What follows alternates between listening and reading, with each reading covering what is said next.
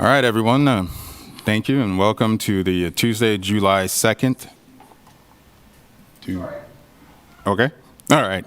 Tuesday, July 2nd, 2024, Lawrence City Commission meeting. And with that, I'll get us started with our executive session.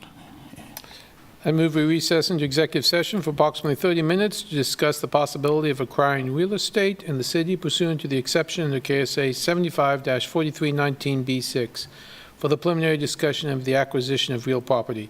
The justification for the executive session is to keep the possible terms and conditions of the property acquisition confidential at this time. The City Commission will resume its regular meeting in the City Commission room at 5:32 p.m. after the executive session is concluded. Ask for a second. Second. I have a first and a second. All those in favor, please say aye. Aye. Hearing none opposed. All right.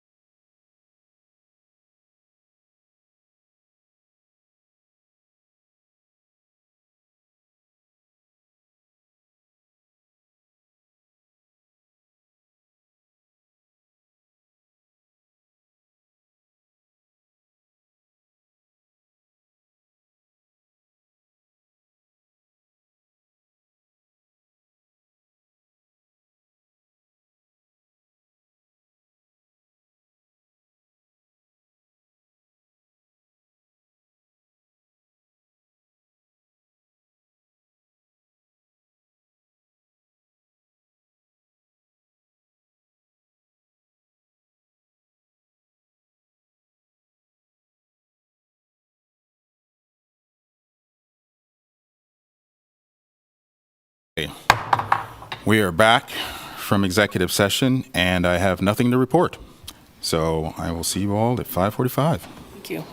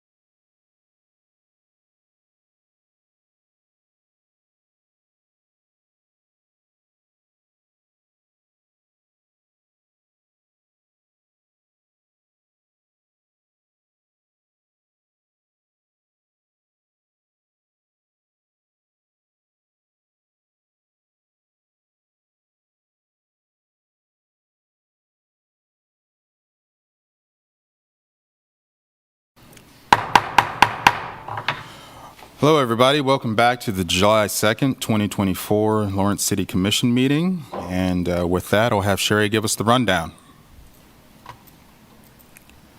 Thank you, Mayor, and good evening, everyone. To minimize distractions during the meeting, please silence your cell phones. If you are attending virtually, please ensure you are muted and your video is off when you are not actively participating in the meeting. The city reserves the right to turn videos off or mute participants. When the mayor calls for public comment, please approach the podium to indicate you wish to speak. Virtual participants should use the raise hand function to indicate they wish to speak. Please leave your virtual hand raised until you are called on. The primary format for accessing or participating in this meeting is in person at City Hall.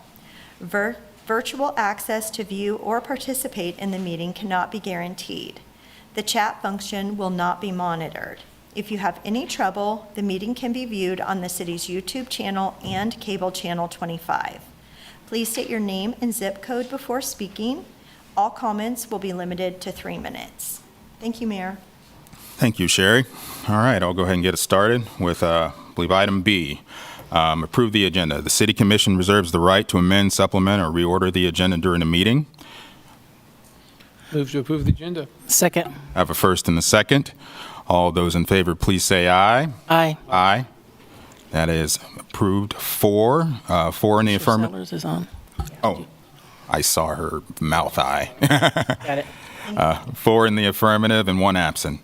All right. Item C, consent agenda. Items on the consent agenda are considered under one motion and approved by one motion. Members of the governing body may remove items for separate discussion if desired. Members of the public may remove items identified as quasi-judicial for separate discussion if desired. Members of the public will be limited to 3 minutes for comments. All right. And would any of the commissioners like to remove any of the items not quasi-judicial? Nope. Not seeing any. All right. Would any member of the public like to remove any of the quasi-judicial items here in the room? Not seeing any. Sherry, any on Zoom?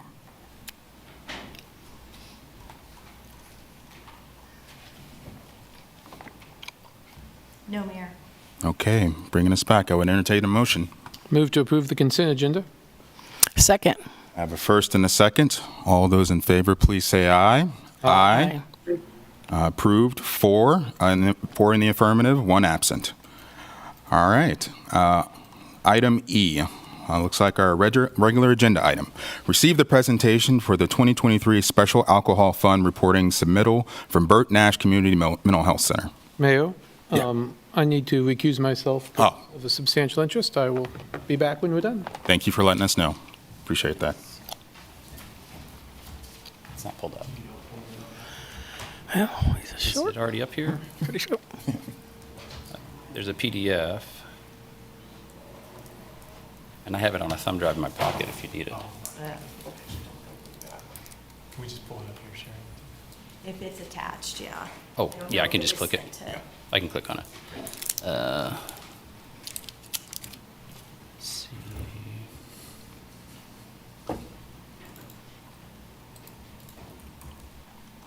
We no longer have a quorum. Point of order. We have Commissioner Oh, I'm sorry. I pulled on it. Zoom.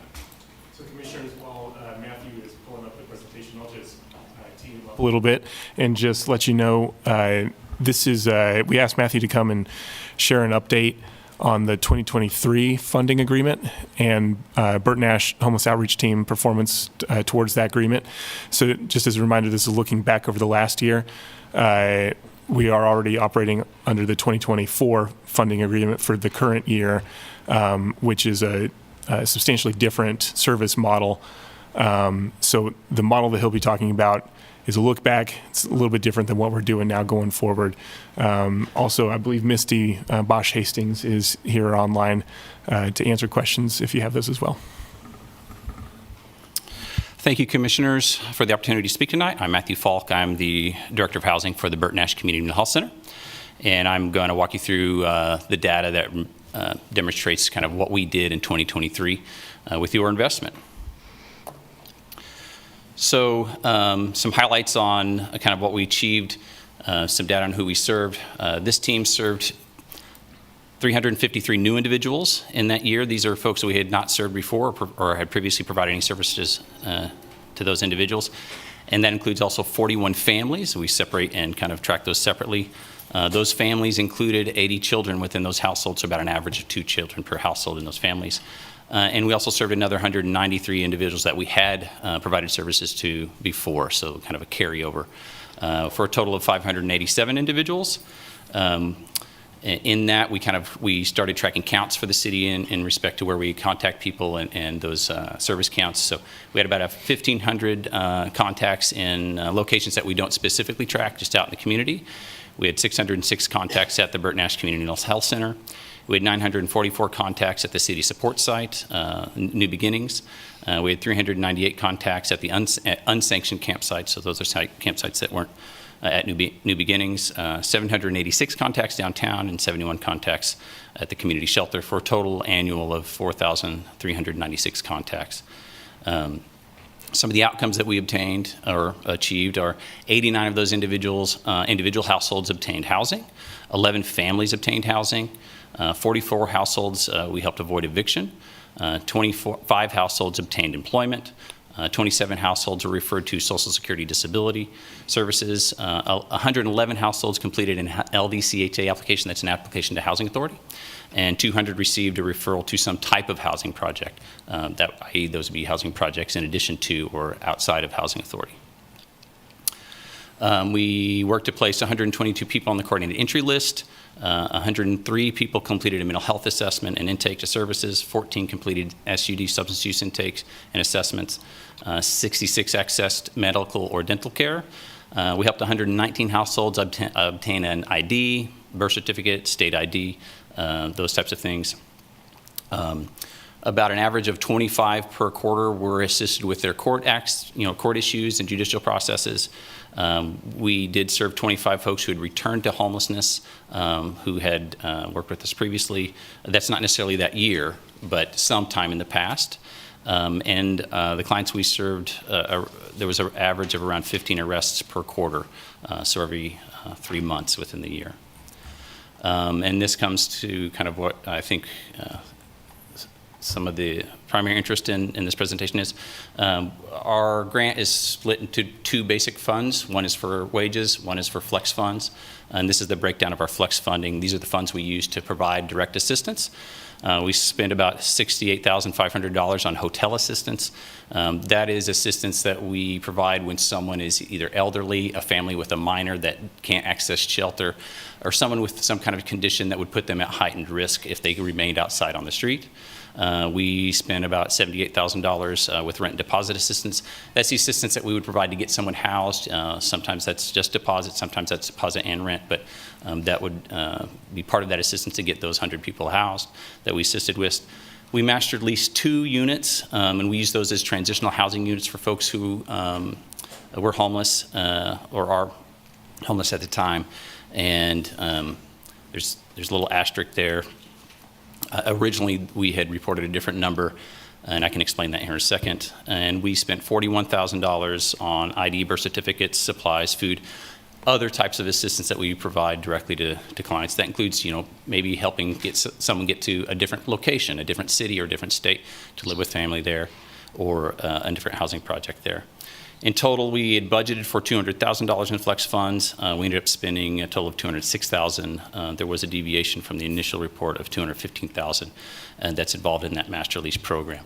Bert Nash receives funds from a few programs to master lease units for folks who are homeless. And our accounting practices, one of those units was erroneously identified with this ledger, and so we backed that out. Next is what we spent on wages, and that's actually not all visible to me. Okay. So total, we had initially budgeted for $343,000. We had originally invoiced the city for $324,000, and final total cost on wages was $305,000. The reason that is less is because there were positions that were vacant throughout the year. And then there was a deviation from what we had initially reported. We had a staff member who was in a city-funded position, and they resigned earlier in the year. They later in the year replied back to the homeless outreach team. We hired them in a non-city funded position. Their original position was actually still open at the time, and when finance was setting that up, they erroneously identified them with their original city-funded position.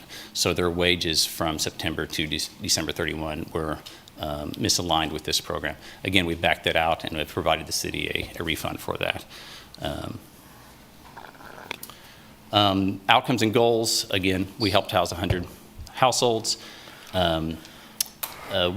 The second deliverable there, assist 90% of eligible consenting clients with completing LDCH application. It came apparent as we got through the year that not every household who's eligible is applicable. You know, if we get someone out of state, if we send someone somewhere else, if they get a job, if we help them get into some other housing program, that's not applicable. So the percentage is kind of almost irrelevant. We'd initially reported 72 after kind of going back and looking at that. 111 clients completed a housing authority application. We were present at the winter shelter. The time that we were at the winter shelter this last year was at intake, so from about that 7 o'clock to 9:30 time. We were there most evenings. There were 1 or 2 evenings we weren't there.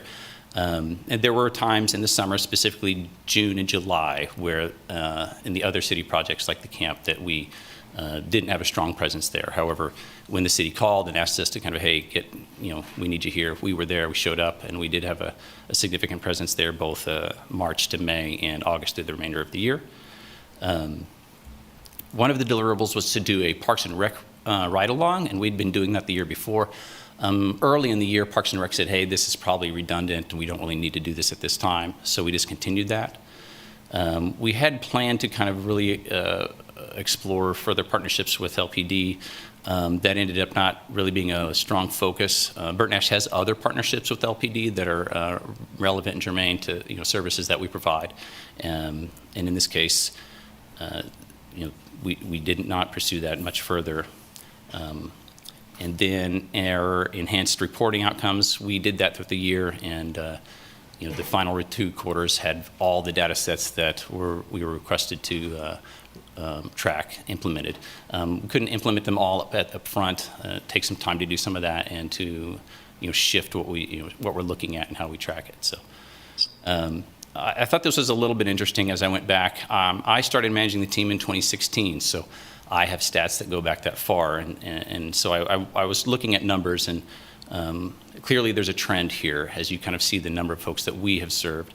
2016, I'm not sure, there's a little, I don't have access to anything before that, but that was a little bit of an outlier, but you can clearly see that numbers of individuals that we have had contact with is going up, and I think that's indicative of what we've experienced more widely in the community, that there are larger numbers of people hitting the system who need significant assistance, both in terms of housing, but also in terms of poverty in general, over the last 8 years or so. So that is it. In respect to those data sets, any questions you might have? Yeah, I have a question on. I was reading through the outcomes and the HMIS reporting. I'm reading that you weren't able to do that in 2023, and No. Is it just because you weren't allowed to because you weren't a COC? Yeah, so in 2023, the COC had still restricted access to the Homeless Management Information System to only COC-funded programs and agencies. The city team is not a COC-funded team, so they wouldn't allow them to use that database. The COC has since changed that rule, and we have access now. Our access started, I guess technically our access started January 1. We actually didn't have full access until March. All of our staff members did not have completed all the trainings. It's a little involved. They have some pretty stringent data quality standards, so there's quite a few trainings that you have to go through to get access to that. So we completed that by March, and now we're fully operational in the HMI system. Great, that's really good to hear. Another one I had is reading the contacts. You had a total of 4,396 contacts. Were those individuals, not repeat individuals, or some of those are repeated. That's not unique individuals. That is just That is face-to-face. That is a contact that we had in person in which we went out and, met them or, saw them in person. So of these contacts, the first one was 1591 in the unspecified community location. If you had access to the HMIS during this, would you have considered those to be added into that system? Can you clarify? Sure. Sorry about that. So the contacts that you made, since you didn't have access to the HMIS, would you, if you had access, would you have considered that all of these would have been put in that HMIS system? Yeah, and we're using that system to track that now. Got it. We did have to configure it. It wasn't originally designed to track that location of contact. So I have been working with the administrator there to kind of add in that capability. Got it. So we do have that capability now. It is these categories that you see kind of before you. Yeah. We could drill down further if you wanted other, locations to be included in that. But the locations that are presented here are the locations that we're tracking now, minus the New Beginnings camp. Yeah, correct. Because I looked at Lawrence Community Shelter report, and they had 683 that they reported to the HMIS. So if you would have added in, if you would have been able to add in those, you would have tripled and Yeah. We just didn't got have the ability to do that. So I'm glad to hear that you're able to do that now. Commissioner Sellers?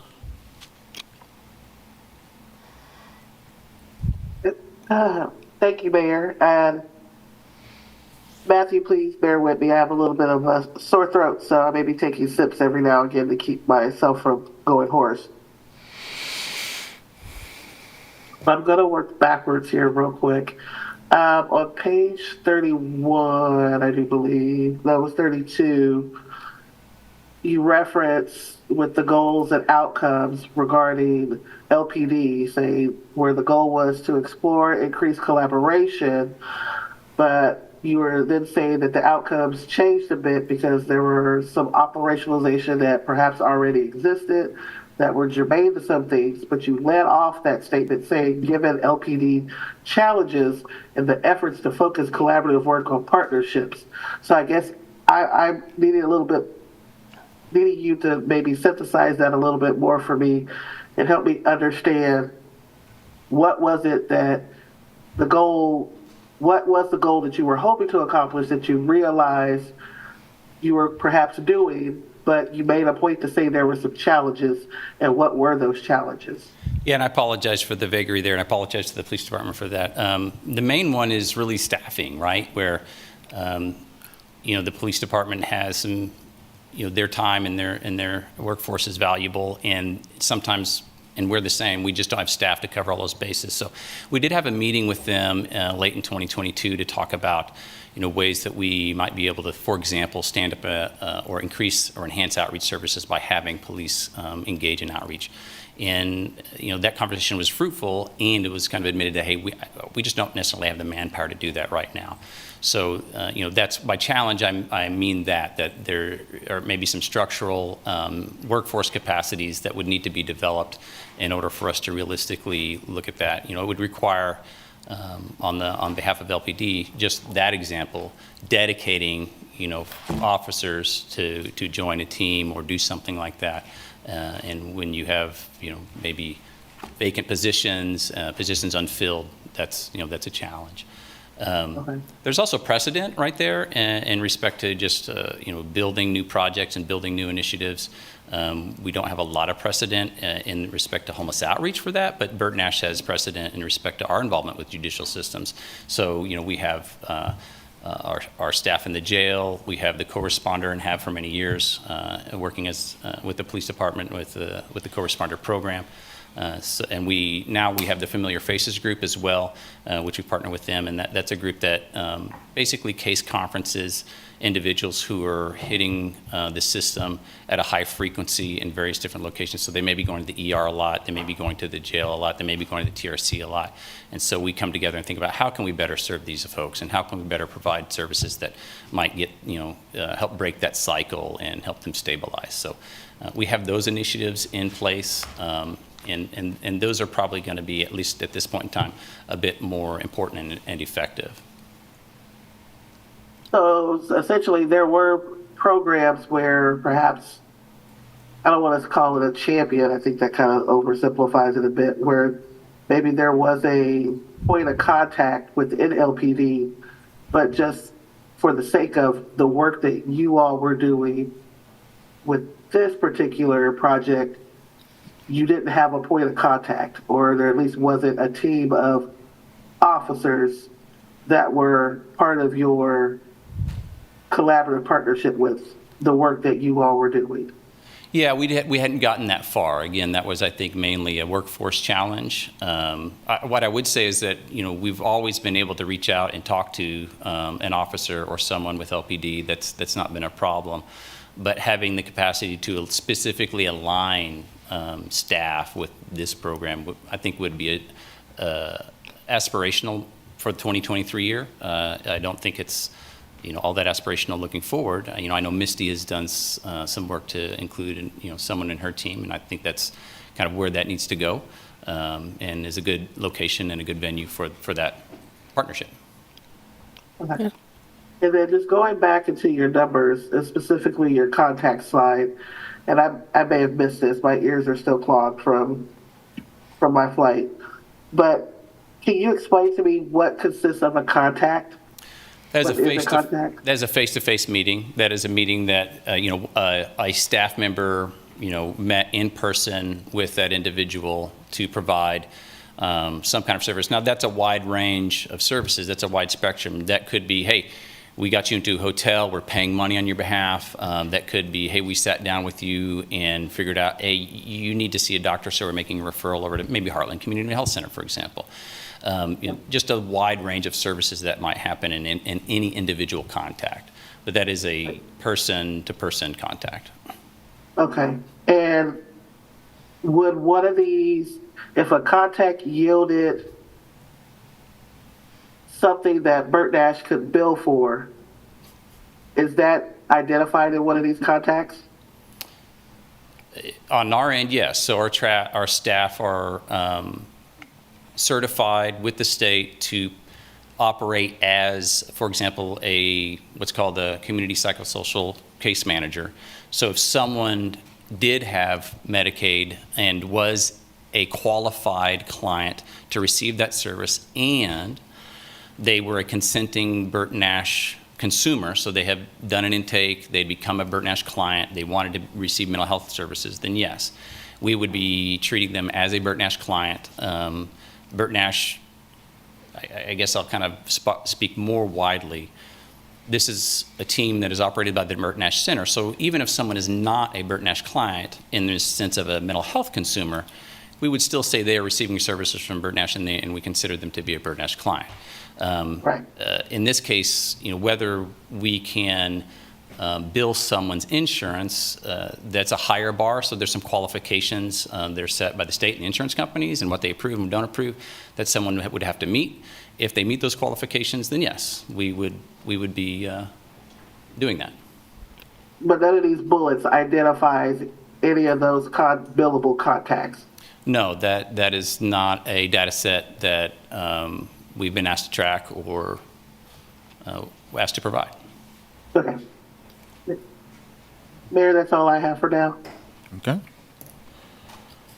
Any further questions? I had one. Okay. I can't remember what it was, so. Go ahead. Okay. But I'm thinking about. Yeah, I don't have any right now. All right, just one more chance. Go ahead. All I right. can't. Okay.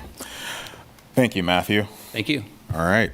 And I'll go ahead and open it up to public comment this time here in the room.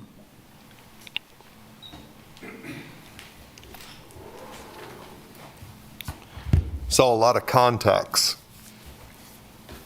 And when you translate those down to the outcomes, I don't know that how many of those contacts were multiple, but the outcomes at the bottom don't really look proportionate to me to the contacts at the top.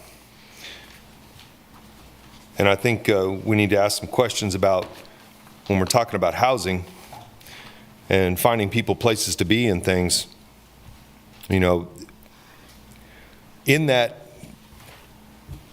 process, the city has attempted to put in different things that they've tried to develop, the pallet shelter, the camp out in North Lawrence, and the different things that they've done.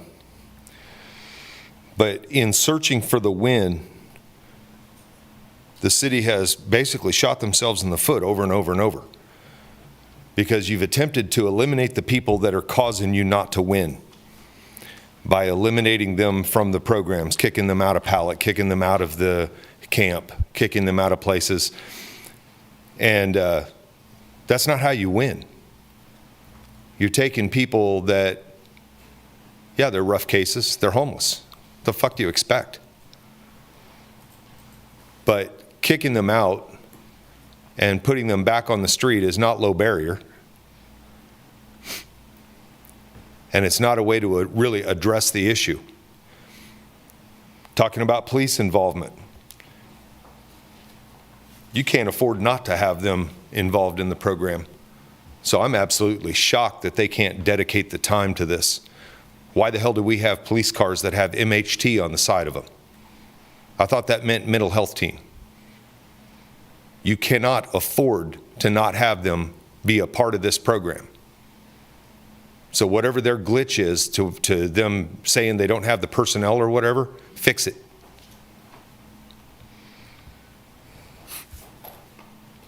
As far as the billing, I found that interesting what Ms. Sellers referred to about the billing on the clients. I wonder how much of this special alcohol tax money, where's the line on who's paying for what here? If you have a billable client, does the alcohol tax fund get reimbursed through the billing? These are just some questions I have about this. Maybe you guys might want to ask how that works a little bit, because if one of the accusations that's been levied around town quite a bit is double billing on things, because we know that billing is important to Bert Nash.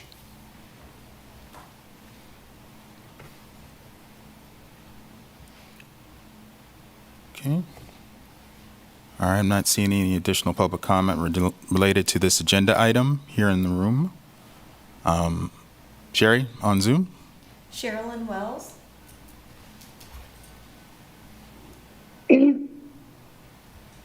What I'm saying might seem trivial to you, but I have felt over my many years of being a peer provider, I'm not a certified peer provider, but I've done peer provision off and on for decades, that Bert Nash at time would refer people to the peer program that were inappropriate, really.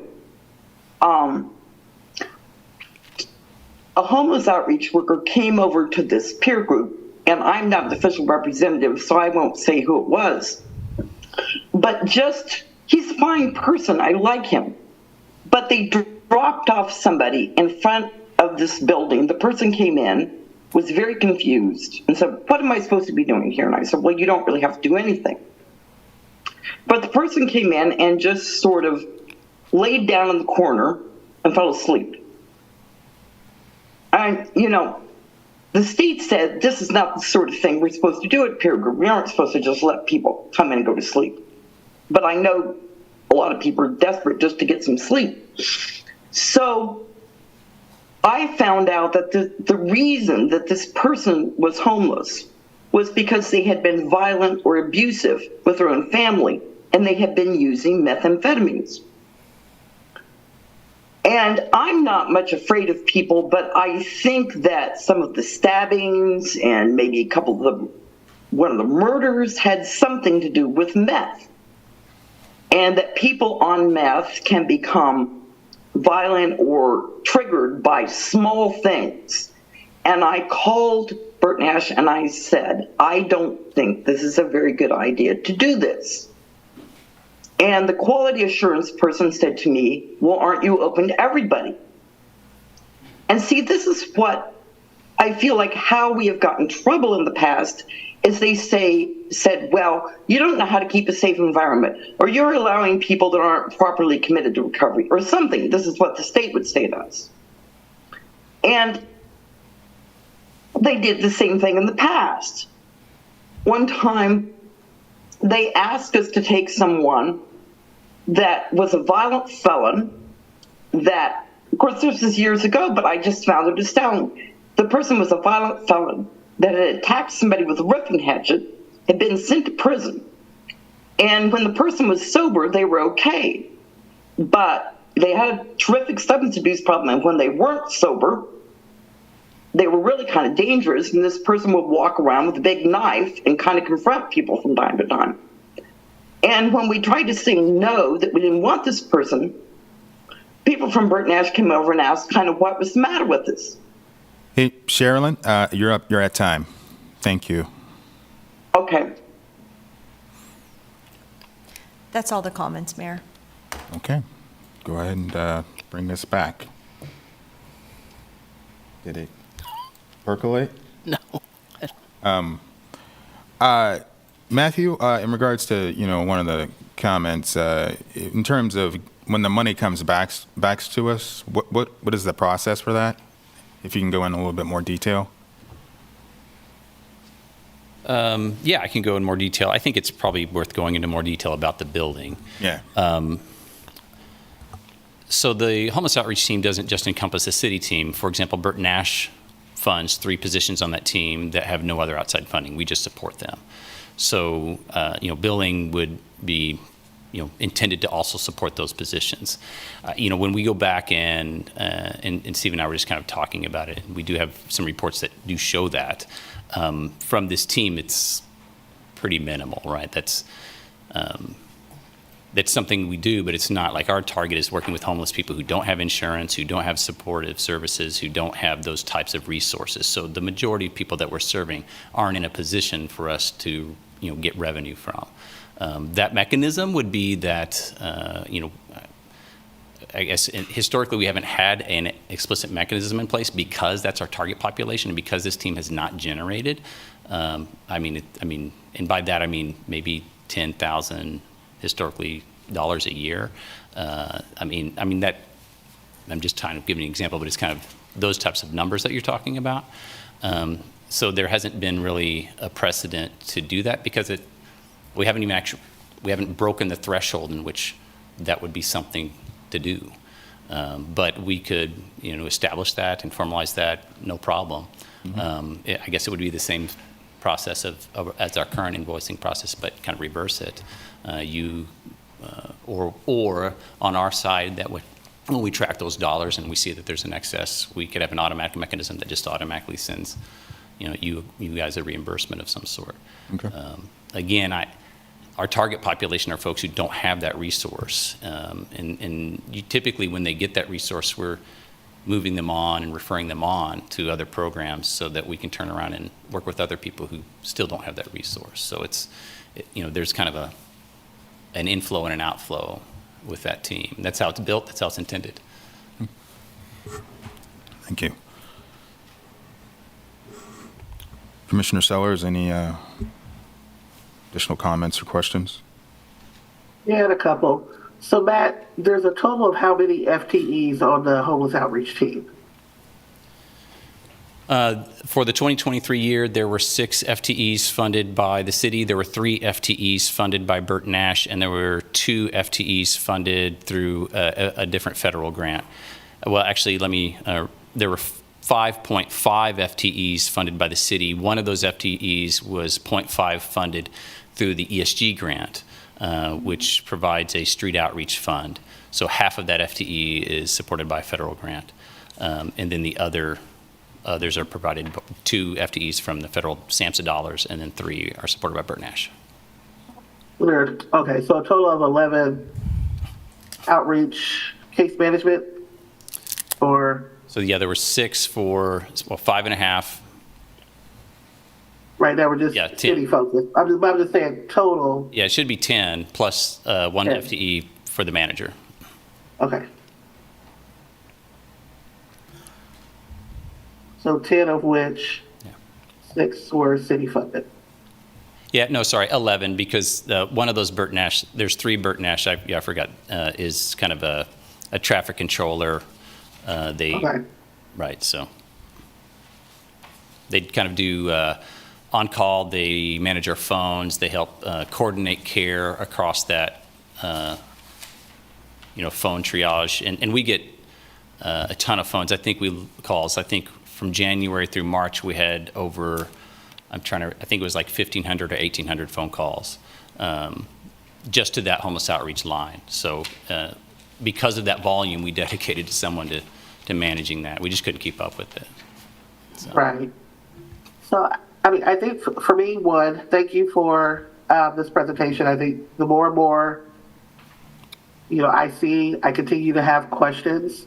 I'm just going to have questions because I'm built that way. And I know a little bit about the delivery of care and funding mechanism for a lot of this work. So I'm going to dig a little bit deeper into the weeds because I think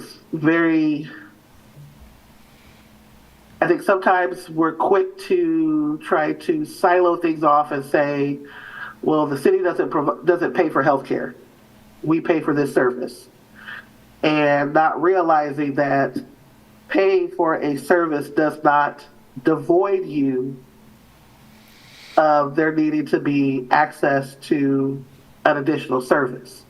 And by saying that we only do this, we cannot do this, you're essentially tanking your outcomes. You're not going to reach them. So you're kind of shooting yourself in the foot before you even get started. And so at some point, I don't think it's quite there, because if you would have asked me to map out from assessment to service, I'm not quite sure I can do it yet based on what's been presented to me by city staff and tonight. It's no personal indictment. I'm just saying, it's just not fully there for me. Because we're talking about contacts, we've talked a little bit about deduplicate encounters, duplicate encounters, unique encounters, all those things. And I don't think this presentation quite fleshes that out. What I've come to understand, and I think we continue to, I don't want to say ignore it, deny it, not really fully conceptualize it, is that most of the folks who we are charging with funding to provide FTEs for case management, that these individuals are going to need either substance abuse services, mental health services, or health services. And one person, if we're charging with a housing first model, what we're saying is that we got to get that person stabilized so that we can identify what they need to be successful. And if a person needs healthcare to be successful, whatever that may be, then the question becomes, how do we build that into the model to be success, so that we're successful in our outcomes and this individual is successful in not returning, hopefully mitigating the opportunity, their chances of becoming unhoused again. And that's part of that social determinants piece. Bert Nash is set up with a model that if a person meets these criteria, then yes, a contact can yield a billable mechanism for you. And I don't have any, that's a whole different conversation, and I'm not necessarily opposed to that. Transparency, yes. Just making sure that we know how we're balancing those who may not meet that criteria. How are they getting the services that they need? And that conversation came up a bit last month, or maybe it may have been May, when we were talking about your funding agreement for 2024. And there were some gaps there as far as individuals receiving health care. And so I know that there's been grant funding available for a nurse practitioner in the past. You've had partnerships with Heartland, and I think folks kind of took things to say that, well, Heartland's model is built so that they can absorb uninsured care, and that's not true. That's not how the FQHC works, and that's a big, that shows our ignorance if we think that that's how this functions. But I say all that to say is that I feel like this is getting us somewhere. I appreciate, receiving a little bit more transparency as far as how things are going and contacts. I'm not seeing anything as far as case management load, case management hours spent per client. The contacts are fine. And I understand those contacts could be limited. They could be 5 minutes, they could be 20 minutes, they could be an hour. I don't know. I didn't get that from this, and I get it. Maybe that wasn't part of the scope. I don't know if I truly can tell you right now what the scope of a report would be, because I'm still trying to figure out what everybody's interpretation of the reporting scope was. So, I appreciate what's been shared what's been shared this evening. It's given me a lot to think about, especially as far as what's been set up for 2024. And I think a bigger conversation is, how do we, as collaborators in this work, how do we continue to move forward and say we want good outcomes in housing first and getting people stabilized if there's a health component that we're not directly addressing and we've not come up with a solution, but the only thing we've been telling people is that there's organizations out there that can absorb this, because that's not necessarily true. It's partially true, but that's not a sustainable model, to the point that you made. And I would second you on that. And I think that that's going to be us taking how we think about government and social services and what that relationship looks like. So,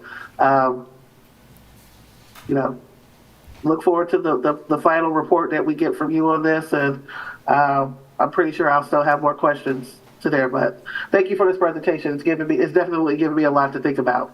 So I appreciate that. Thank you. Yeah, I did remember my question finally.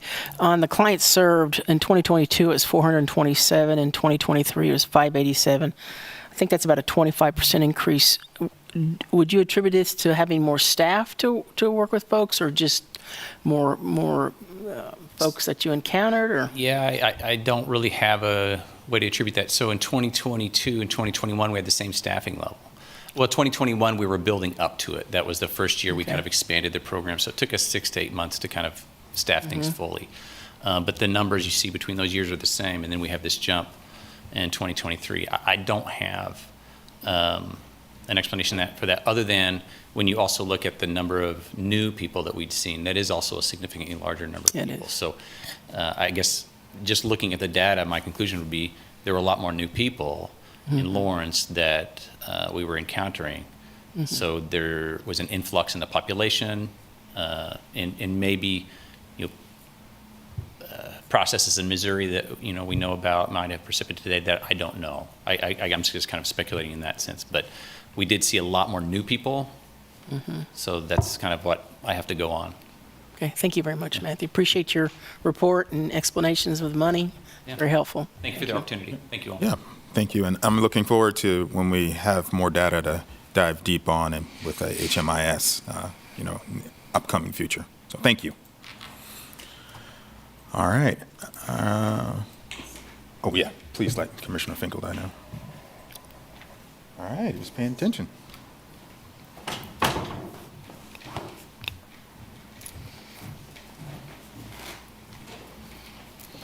All right, I'll go ahead and move us on to item F, work session items. The work session provides an opportunity for the commission to discuss items in greater detail. The commission will take no binding action on items presented during this time. Work session topics are eligible for public comment on those items, or that item. Members of the public will be limited to 3 minutes for those comments. Received in the work session item is received strategic plan update from the Strong Welcoming Neighborhood Outcome Team, Land Development Code update. Hello. Hello, good evening, Commissioners, Mayor. My name's Becky Pepper. I'm the Planning Manager of the Planning and Development Services Department. Thank you for having us back again to use this work session time to provide an update to our Land Development Code, which is our zoning and land use code for the city. We began updating that code back in June of 2022. We have been here to give one previous update that was back in January. Since that time, we have updated or put the full consolidated code up on our project website that's been available for public comment. We've also had worked with our steering committee at their monthly meetings. We've had multiple study sessions with the Planning Commission, and we've had several public engagement events.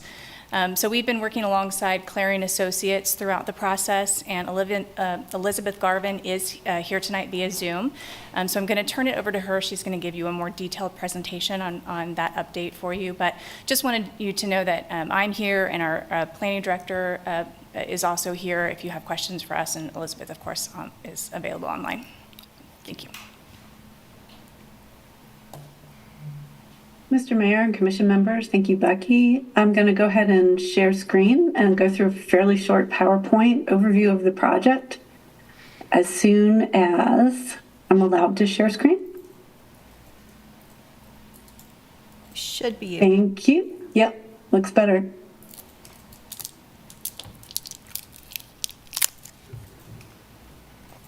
Okay. So I see the presentation up on the City Hall video, so let's get going.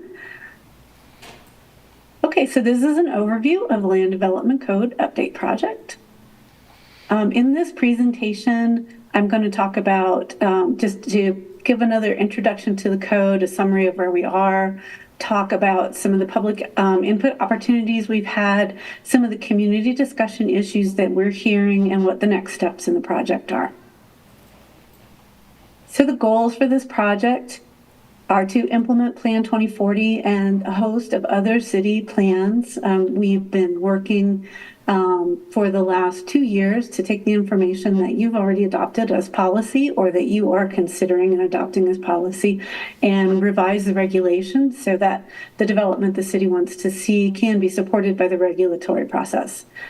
Within the regulations, we're looking to create more predictable development outcomes for both the city and for applicants, simplifying and streamlining development procedures. There's a desire to have projects move more quickly through the development review process, and then finally to make the document itself more user-friendly. So our project schedule, we started back in June of 22. And here we are in early July of 2024, moving into the end of the project. You can see we've drafted a series of different sections of the code. We've pulled it all together, and we have that version on the project website right now. All of the drafts have been open for public review and comment. So I wanted to focus this evening on some categories of change across the code and how they support implementation of Plan 2040. The categories are housing choices, neighborhood design, natural and environmentally sensitive areas, and active transportation. So in our first category, housing choice, you can see on the left side of this slide that Plan 2040 has some specific recommendations about allowing the additional development within the city, both within already developed areas and as Lawrence grows around the edges. And to accommodate some of those changes and to make sure that the regulations support those changes, some changes that we've made in the Land Development Code include allowing more housing types. So that might be a duplex or a townhome, a triplex across all residential districts. So moving away from the more strict alignment of this district has this housing type in it to we can accommodate different things in different areas. We've incorporated a range Smaller lot residential development types, one of the ways that communities can get to housing that is more affordable is to build smaller units. That is beneficial to both the development community and the city and the people looking to buy or rent those units. We have made a change that incorporates a minimum density requirement, and density is a measurement of dwelling units per area, so per acre usually. Working from Plan 2040, we recommended minimum densities in different residential districts. The goal is to use that to move the city to increase that density, something that we saw as city policy in the plan. More areas of the city will be zoned mixed use, and so that's where residential and some form of commercial or perhaps even light industrial are appropriate to allow people more walkability, more things closer into each other. Over the past few months, we've been working on some neighborhood infill standards, thinking about block by block how development takes place, and if redevelopment or infill takes place, how can it be made consistent with what's already there, thinking about the neighborhoods that are already in the city. And then finally, we've moved the regulations to require that most residential development that doesn't need a subdivision is approved administratively. So it doesn't go through an extended process, or where there's no rezoning required, require a public hearing. So in the category of neighborhood updates, neighborhood design updates, so Plan 2040 reflects the idea that neighborhoods are important within the community, and also that there can be change to neighborhoods and they can still remain viable. So some changes that you'll see in the Land Development Code, and this kind of reflects some of what we talked about a minute ago and put together. So the zoning districts and the density ranges and allowed dwelling types are scaled to fit within existing neighborhoods. So there isn't the idea that if it's a neighborhood of a mix of single unit and duplexes, that all of a sudden you can put, a 15-story, 50-unit apartment building in there. The goal of the code is to do redevelopment and infill that fits within the existing neighborhoods and yet still makes changes to provide housing. There are within the code basic single-family and multifamily residential design standards and design standards for infill development. Infill is sometimes a little trickier to do than regular development. As I mentioned on the last slide, there are some block-specific residential design standards, so we come down to a very detailed level here and say, hey, if you are going to put a duplex in on this block where most of the units are single unit, here are some design standards you're going to need to meet to make sure that unit fits. And then finally, there are development standards for the small lot and courtyard development focused on fitting within neighborhoods and yet providing different housing opportunities. Within the natural and environmentally sensitive areas category of updates, the plan is pretty clear that the community wants to protect and preserve environmental features in sensitive areas. There's a focus on watersheds and stream corridors, maintaining natural function of natural areas, and managing natural resources. So moving forward from the plan, you'll see in the regulations that that stream and natural drainage way buffers have been included. So this is moving development off of, strict proximity to where the water is, pushing it a little way away, buffering the natural area where the stream or drainage go to help it function better over time. The code has, or will have, this is a change we're making, some low impact development standards. So thinking about how we can manage stormwater on an individual site without sending it off for mitigation elsewhere. We are hearing comments from Planning Commission, and we'll be having this conversation with the Project Steering Committee about parking lot design for stormwater mitigation. And then we move into some controls in terms of how development can change natural areas, so erosion and sediment controls and steep slope development standards.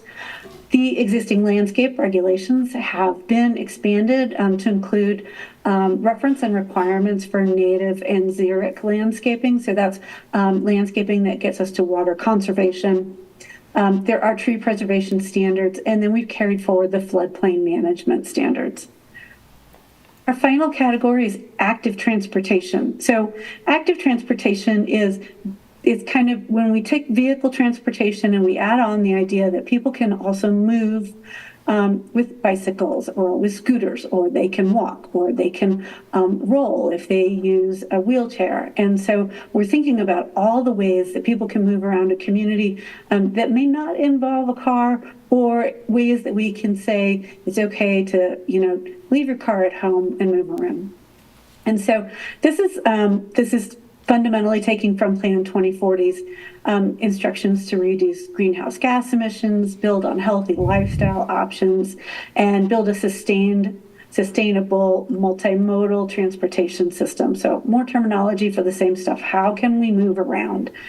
So you'll see in the regulations that mixed use and higher density development, which we talked about back on that first slide about housing, is supported across the community. Mixed use and higher density development is kind of the core of supporting multimodal transportation. As we bring things closer together in a more compact setting, we can reduce vehicle trips and we can make it easier for people to take their bikes or to walk to the places that they want to go. One big change that you'll see in the regulations is that minimum parking requirements have been eliminated and replaced with a parking maximum. So what this means is not that the city is prohibiting parking, it's still allowed. The city just isn't requiring parking. It will be up to the developer, up to the applicant to figure out what the market needs and provide that amount of parking. So some of the upsides of this change include commercial uses that can be redeveloped without being limited by providing additional parking, and some spaces that are devoted to parking, some parking lots, can be redeveloped into uses that generate greater property tax or sales tax or are more beneficial to the community. A couple more things on this slide. So there are requirements in the Land Development Code that sidewalks and bike paths, pedestrian paths are connected across development sites, and they're linked out to trail systems outside of the site. That a range of scale appropriate commercial uses are allowed in residential districts. So moving more into that mixed use approach to development.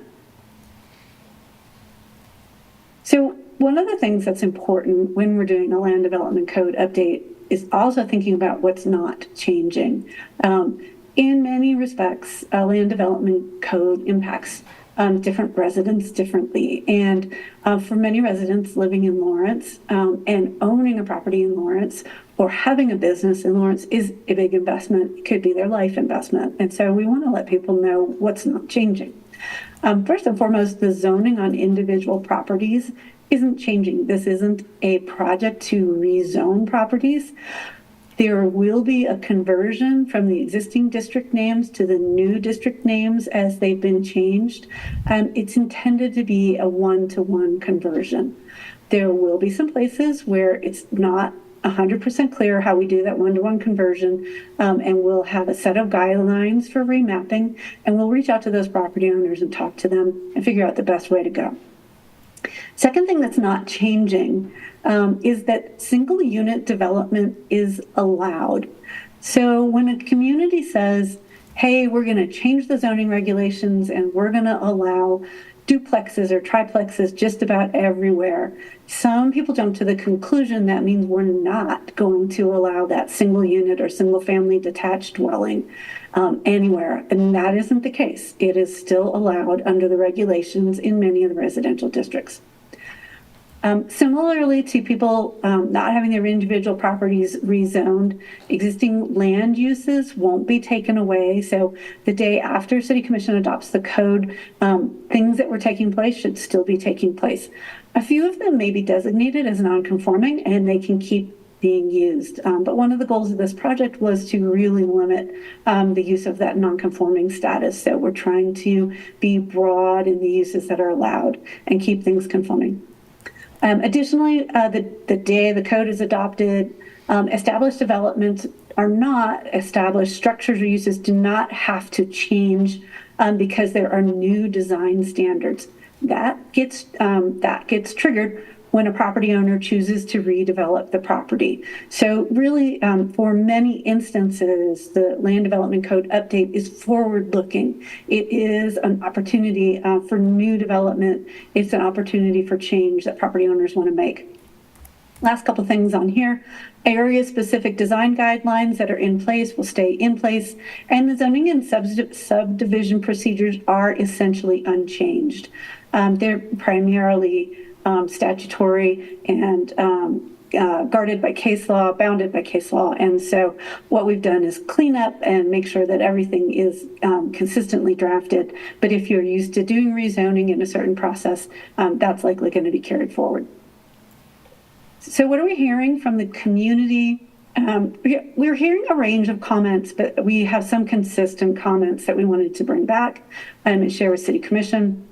We hear differing levels of concern about infill development or redevelopment in residential neighborhoods. There is kind of a higher level conversation about infill development or redevelopment is bad. And then when we move into asking questions and trying to clarify what is particularly bad about it, we hear some consistent concerns about change in neighborhoods becoming more available for student housing and student creating parking problems. So we think that there is sufficient regulation in the code to address both of those. Perhaps not entirely the city-wide parking issues, but we do know that MSO is also working on that outside of the Land Development Code, which honestly is a better location for addressing parking issues. One of the reasons that we are recommending removing the parking requirement is because when we take away property on a lot for parking, we limit the amount of anything else they can do on that lot. We've set it aside for cars. So we could have more housing, or we could have more commercial or more industrial uses. Instead, we've got parking. And so there are other ways to manage that outside of the Land Development Code. And the steering committee is moving down that path with this draft. We're also hearing a split of that neighborhoods should be able to comment on infill development and that neighborhoods should not be able to comment on infill development. We're getting those comments from different parts of the community. And the reason we see this comment is because a lot of infill development under this draft will be approved administratively. If the applicant meets the standards of the code, they don't need to go through a public process and they don't need to sit for public input. So we have some push-pull on that one. Outside of the Land Development Code also, there are some concerns. And honestly, I can't tell you if we have, a dozen people with this concern or a few people that are raising it consistently. We've heard it enough that I added it to this list, but it's solved elsewhere. The concern is that because not everyone understands how the city adds infrastructure, they're not convinced that the city has the right infrastructure to add more housing or more development overall. We've presented this question to MSO, and they have said, we've got it, it's okay, we have processes in place, but we just want to share that with you in case it comes up in your conversations. Then last two questions, what's going on with ADUs? We think that we're hearing this one because ADUs took a pause right before this project. ADUs are allowed more widely in this code. We have not gotten any negative pushback on that. So that could be just people remembering they had that question. And last question is where will affordable housing go? And I think this should actually be capital A, affordable. This will be deed restricted affordable housing. And it can go anywhere. That's not a question that we answer in the regulations. That's a question that's decided on by the developer. So there are not restrictions saying affordable housing can go here and it can't go there. So that's just FYI on that slide. Coming around to the end of the presentation, just wanted to let you see some of the project input opportunities that we've had. So we posted the draft in chunks, in modules from 2023 through 2024. So most of it has been up for an extended period of time. We posted this consolidated draft on May 3rd, so it's just about 2 months ago, and online comments were accepted. We have done a series of meetings over May and June, Planning Commission mid-month, community outreach meetings, steering committee, back to Planning Commission again, June 20th steering committee, June 26th Planning Commission. And then we've scheduled for next Monday and Tuesday a set of additional outreach meeting slots geared specifically for neighborhoods and organizations. And then we'll do Planning Commission mid-month on the morning of the 10th. So our final slide.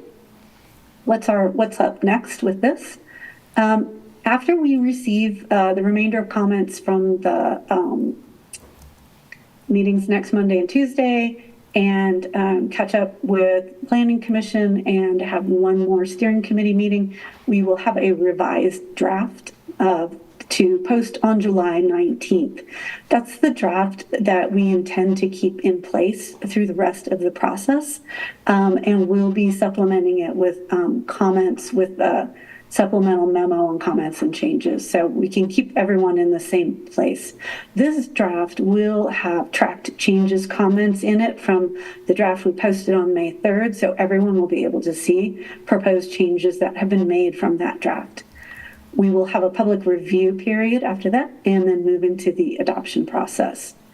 So that's it. That is our overview of what's going on with the Land Development Code. We're coming in on the finish line, and we're happy to see lots of people engaged, and we're getting good comments and feedback. Okay, thank you very much.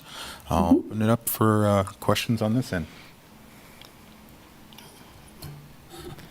I got a couple.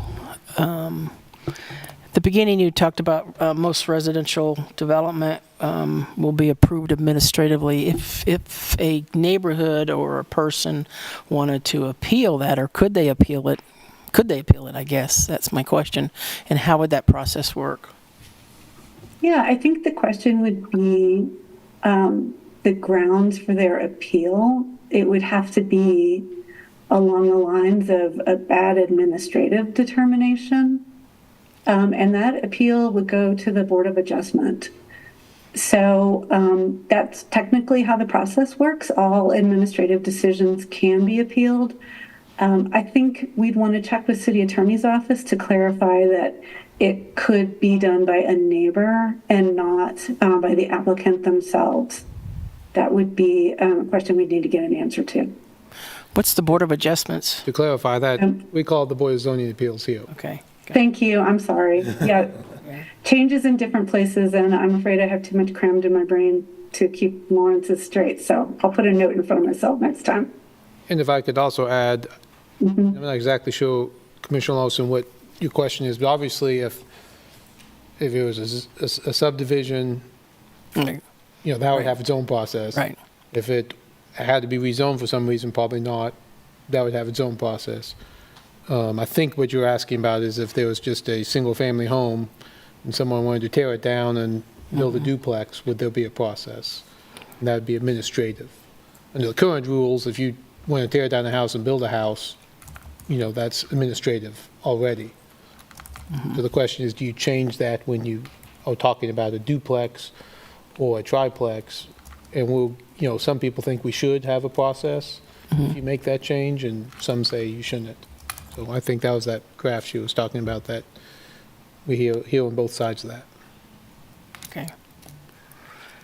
The other one I had was the Orient neighborhood design. That document or documents like that would still hold true. Is that correct? That's correct. Does that document have parking requirements in it? I thought. That's a good question. We have been carrying it forward as is, but as part of the process, we'll go through and flag if it has parking requirements in it that they would need to come out. Okay, thanks. And then one more, because one thing I've been hearing is that, you guys have been posting the drafts all along, which is appreciated, but the concerns I've gotten is that when they go back and look at it again, things have changed. Not everything, but things have changed. So it's really hard for folks to track that very easily. So when this document comes out, it's proposed to come out July 19th, there won't be any more changes to it until the public review period's over. Is that my understanding? That's correct. Okay, but you'll be tracking any proposed changes or just comments in general? You'll be tracking those separately? We'll be tracking those separately so that we avoid any potential confusion. Got it. But we will make those comments or potential changes public, but they won't be in that base document. Correct. So what's the public review period? What's that timing? So I think that's an open question at this point in time. Good. I'm going to Okay. have a couple thoughts about that later that I might Sure. ask you guys. Kind of a follow-up question on that, and we were talking about this a little bit the other day at steering committee, but roughly between the May 3rd consolidated draft and the July 19th draft, what percentage do you think has changed in that period? 50% of it's changed? 75%? 20%? 20. I would say 20, 25%. Most of the focus is on very specific aspects of the regulations. That's what I was thinking. I had a question on before the July 19th time period. It'll go back to planning. About what date is that again? Before the July 19th time period, Yeah, I think it's we supposed to will go be, Mid-month next week on July. yeah, back. Okay. Yeah. Okay. July 10th, yeah. So they'll still have opportunities to contribute any sort of additions or revisions that they want to go ahead and make as well. Mhm. And I just globally had a question about, towards the end of the adoption process. I know that it was intended to be more of a living document, so I just wanted to make sure that there was still going to be opportunity to go ahead and make changes after the adoption process if we deem them necessary. So yeah, the document will be just like the land development code you have now.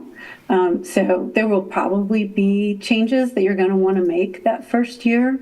Most codes, you get into it and you think, okay, we thought this was going to work and we'll adjust it. So we do recommend in the first year, keeping a list of things that you want to change and doing amendments at 2 or 3 periods in time. And then after that, you can amend it however the city sees fit through the code text amendment process. Okay. So if it eventually passes, if it does, what sort of implementation date would be? Is it 6 months from the time if it passes, or is that to be determined yet? I think that's to be determined. It's from what we've heard in the community, there is some desire to put the code in place sooner rather than later, particularly from the development community. Most communities make a new land development code effective immediately. It may be that we will need some time to work out the last bits of the map updates, and so you could have that lag the rest of the code by 4 to 6 months, just to give property owners an opportunity to come in and talk about what the zoning change on their property should be. But because it is a full rewrite and replacement, and it accounts for any projects that may have been partially approved under the existing regulations, there isn't a reason to make it lag. It should be ready to go right away. Thank you. I might have a follow-up question for Jeff about what are we seeing on the next couple of planning commission agendas as we work on this code. Commissioner, the question was that what's the agendas for Planning Commission look like? Well, yeah, exactly, applications we're getting, that, so forth. Well, right now, the applications are on the leaner side of things right now. I think we may have 1 or 2 coming in July. We may have 1 or 2 coming in August. They're on the leaner side at this moment. And can't say it's all because of that, but I have a feeling a lot of it is because of the code and people are waiting to find out what the details are. Some people have shared with us that that's their actual intent. They're just waiting for the new code and waiting to see what that looks like. Thank you. Thank you. Commissioner Sellers, do you have any questions? Nope, I'm just ready to talk public comment period so we can continue the process going. Okay. Any additional questions up here? Okay. With that, I will open up public comment here in the room. And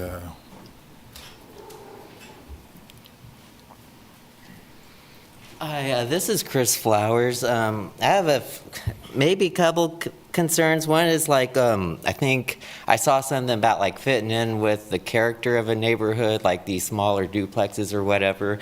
But I just want to say, if people want to dictate what their neighborhood looks like, why can't they just live in an HOA? I think we should just have it more open, like,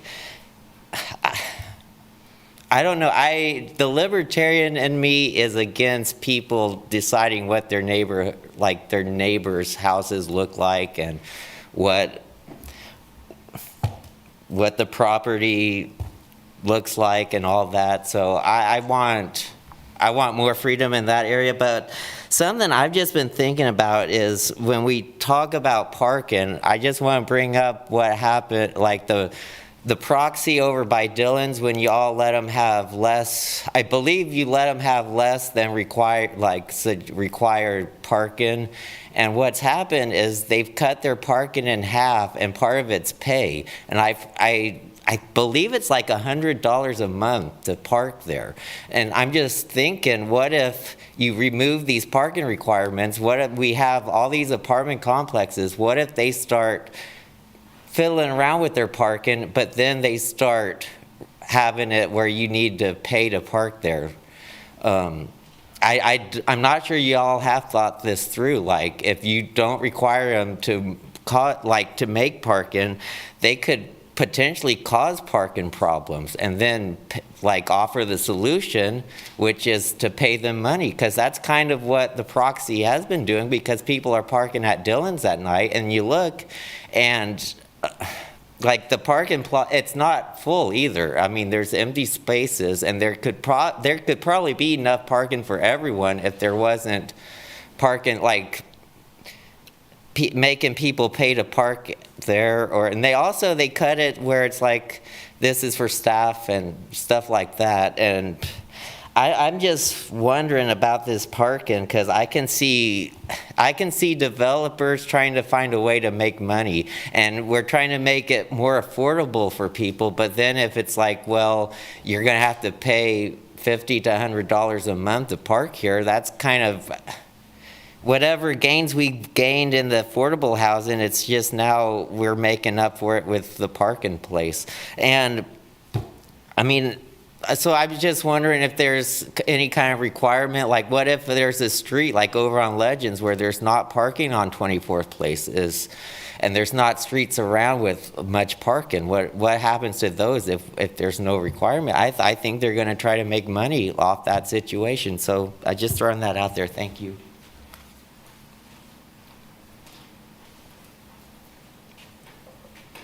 The cars have to go somewhere. And what you're doing by allowing them to reduce the parking is you're taking that problem and you're pushing it off onto business owners. Think about it. The proxy issue, where they're parking at Dillon's, you've now made the proxy parking issue a problem for Dillon's. Is that fair to the business? And that's really what happens around town. It's going to have to be out on the street. The cars are going to be somewhere. They're going to be somewhere. And if you don't force the apartment complexes to create the parking, and they're able to go ahead and use that space to make more money however they want to do it, whether it's building more units or reducing the parking and then charging people for their assigned parking spots, you're allowing them to make more money, at the expense of the other businesses and such around here. And just, I make my own video anymore, but did you just happen to notice what was going on the screen there? Go back and take a look. That asshole over there in that booth could do a little better.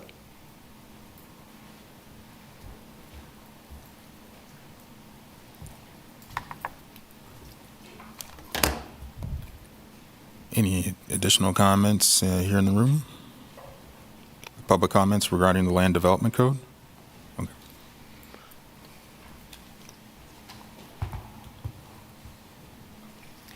Hi, my name is Dominique Sexton, and I want to speak about the floodplain regulations and the drafted land development code.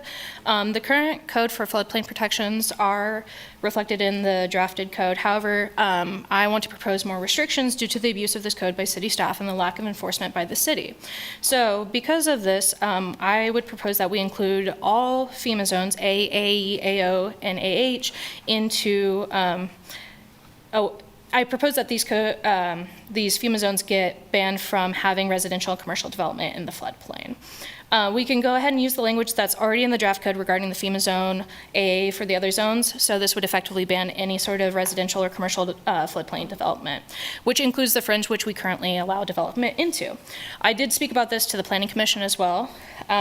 This is not a new idea, and this has precedent, not only in our code, but also nationally.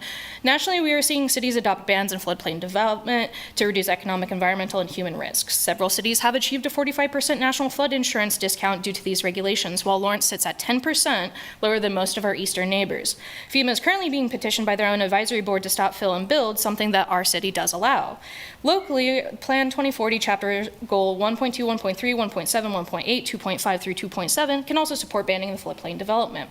Our current floodplain guidance was adopted with the explicit language and heavy burden of proof with the spirit and intent of banning all floodplain development after the 1993 flood that caused millions in damage. Section 20-12.01A outlines the risks and how they happen. Section E explains why. 12-1202B states that no development shall be located, extended, converted, etc. without full compliance with these regulations, something that has recently been broken on several fronts by a recent floodplain permit approval. 12-1204A states that development will be permitted only when there is an approved H&H study that demonstrates there is no rise in the base flood elevation and no increase in flood velocities at any point resulting from the development. The H&H study of the recent New Boston crossing states that there is a 0.2-foot increase in the elevation on the main Wakarusa channel and the 0.4-foot increase on the left bank of the Wakarusa due to the earthwork.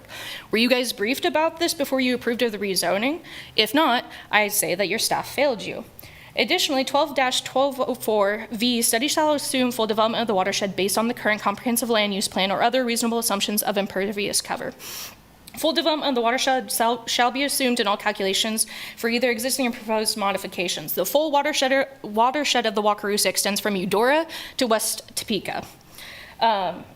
The land use plan only dictates the impervious cover. It isn't excluding the watershed that is outside of Lawrence's boundaries. This was violated in the H&H study that was approved, as it did not study the entire watershed. There was no public notice, no public ability to access the H&H study in a timely manner before the rezonings, and no time devoted to the public being able to review this plan. The director also violated the procedure of Code 20-1310 by issuing a revised interpretation of no rise from 0.0 inches to 0.0 feet by passing the BCA appeals scheduled. Thank you, Dominique. Thank you. I just advocate that you think about that and incorporate banning floodplain. Thank you.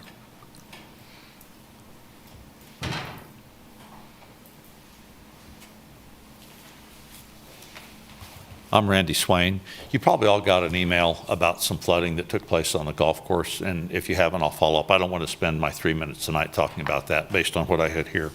But I do think the flooding is important because as we build more homes, more duplexes, more driveways, more streets, that's just going to compound. But I'd really like to talk about some of the things that the consultant discussed tonight. The first one is section 3.1, and I'm going to read her exact words. Protect and improve character and appearance of existing residential neighborhoods to sustain their values and enhance quality of life. In the fall of 2024, the Albemarle Neighborhood Association met with attended meetings, no, I said 24, fall of 23, attended meetings on the plan, and we pushed back on what we felt were issues that would compromise homes on the golf course, and we were assured that Albemarle would be an exception. It was not made an exception. We believe that the Albemarle neighborhood exceeds the plans of 2040, and I've put together a detailed list I'll be happy to send to each of you line by line that shows how Albemarle actually exceeds most of the plans of 2040. So our concern is that the unintended consequences of the plan will make it much easier for the owner of Albemarle, who has quit maintaining one of the golf courses, to have the opportunity to develop that ground, because it will increase the density dramatically. And today it hasn't been developed. One of the reasons is it's very stony and it's expensive to develop, but if you put more units on there, that probably makes it possible.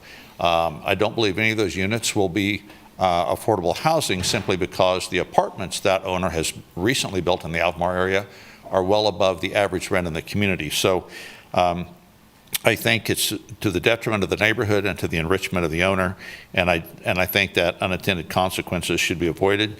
And that speaks to another thing that the consultant said, that the zoning on individual properties should not be changed. It's 1-to-1. Well, going from an RS7 to an R2 in the Albemarle neighborhood is a dramatic change, and that's how you get 3 times as many units on the same amount of land. So I think for those reasons, these changes need to be made. Our neighborhood has been one of the most active in following up and communicating on this. And while I heard that there were 7 committee outreach meetings in May, we were at 2 of them. One that we spoke almost dominated the meeting, although we were almost the only ones there, and another one where no one attended. I'd be curious to know, of those meetings, how many different neighborhoods actually attended, because I suspect that a lot didn't. And then also of the upcoming meetings, we look forward to participating in that. So I will close. Scott Robinson, our president, will speak next.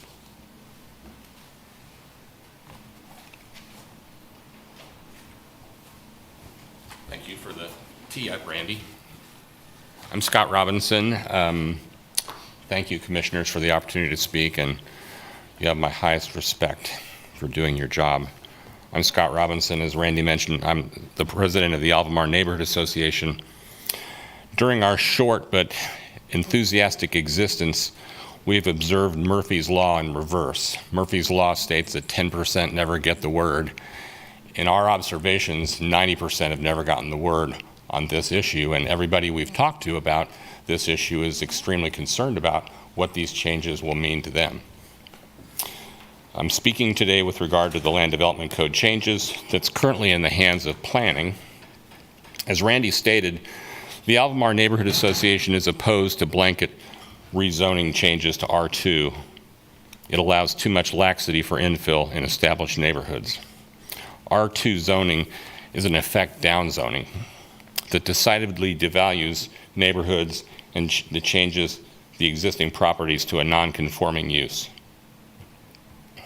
Plan 2040 clearly values protection of green space, floodplain/stormwater issues, and their concomitant sensitive ecosystems, all of which currently exist in the Albemarle 9 and the championship course.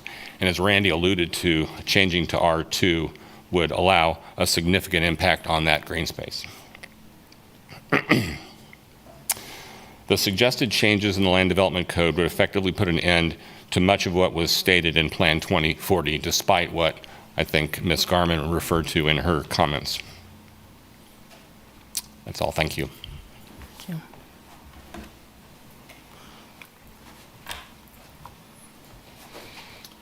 I'm Paul Williamson, retired family physician, KU alum. My wife and I decided to retire in Lawrence in 2015 and built a home at the corner of Inverness and Murfield. Golf is important to attracting retirees to Lawrence. This course is currently abandoned. I used to play there several times a week. Currently, when I walk in the neighborhood, it's just sad to see the weeds, the dead grass, the sod-stripped fairways. My golf buddies and I can't find a place to play all the time in Lawrence. And several golfers I know go to Johnson County, and Topeka to play as we did this morning. I think it's important for this capital development plan to recover the golf course, because these narrow fairways in this lower flood area are not suitable for other development. I think a civil engineer could help you evaluate that part.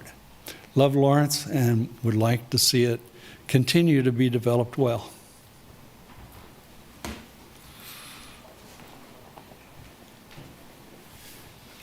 My name's Carl Capps. I've been a resident of Lawrence, Kansas for 60 years, and I've lived on the Albemarle Golf Course for over 55 years.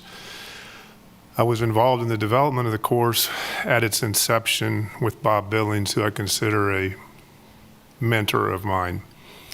Bob did a fantastic job of creating Albemarle as a master plan development. The current concerns of you, as you've heard already, are in large part related to this 9 holes that's been abandoned and in my opinion is now blighted. The bigger concern is that this new code hasn't taken any consideration into what could occur with this course. I'm not a golfer. I don't really care about golf, but I have lived on that course for 55 years. And so it's an important thing to me to continue to be able to live in that type of an environment. And I think it's important for people who want to come to Lawrence to have an attraction like that can give them the opportunity to play golf, maybe, but really more importantly to me, I see on a daily basis families, children, dogs playing in the ponds, walking down the paths, using it as a public space. It has been a public space for a long time. It's always been used for a public space. Now it's blighted. The concerns out there right now really center around a lot of what this young lady over here talked about, flooding. Because of the fact that the fairways are no longer watered, the grass has died. There's a large amount of erosion that's occurring out there. This site really isn't that developable. That's the background that I come from. So looking at it, the topography, the watershed, the water flow isn't conducive for that. However, during the multiple meetings that we've had, we've brought these concerns up, and because of the current zoning and the lack of original zoning, they pretty much were ignored, I'm going to say. So essentially, I'm here tonight to ask that the commission, the planning commission, the steering committee take a very serious look at areas like this and give strong consideration to why there should be some public assistance to dealing with a site that is inherent to the community in Lawrence and has drawn many, many people from outside to Lawrence, Kansas. Thanks.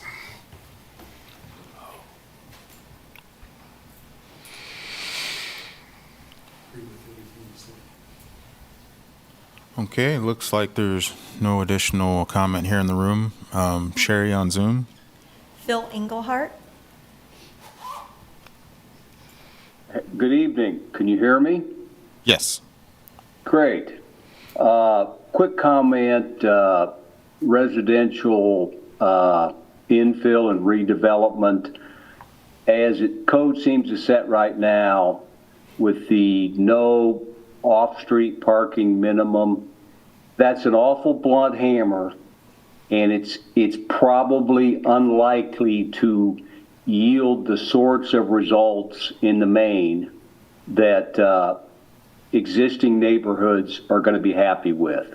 So as you all evaluate this code moving forward, I would ask that you keep that point in mind. The analytical resources to do a more tailored, a more neighborhood-specific approach to this difficult problem are available. I've seen them. MSO working with PDS, working with the fire marshal, you can tailor parking such that so that you don't have to use this very crude and blunt hammer of no parking minimums. I could go on forever, but I won't. I just ask that you consider that. Thank you. That's all the comments, Mayor. Okay. I'll go ahead and bring it back to us.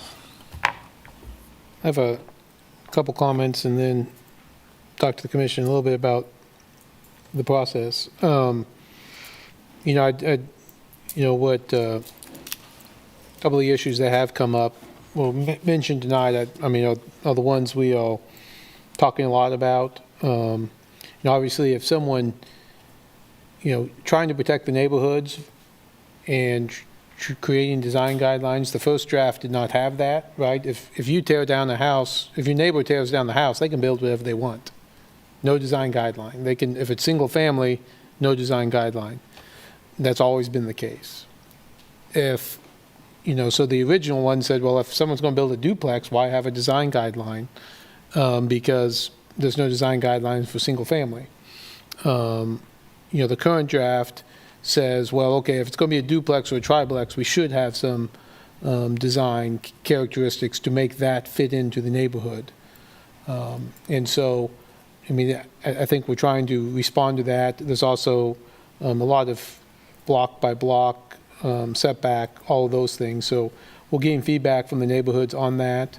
And that's what that series of meetings next week is, neighborhood by neighborhood meetings.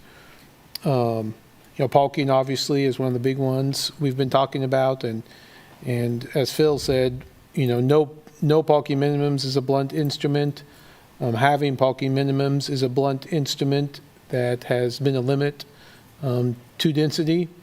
And so trying to find what's in between there. One of the ones I think we were talking about is if there's parking now, you can't eliminate it. You have to preserve it.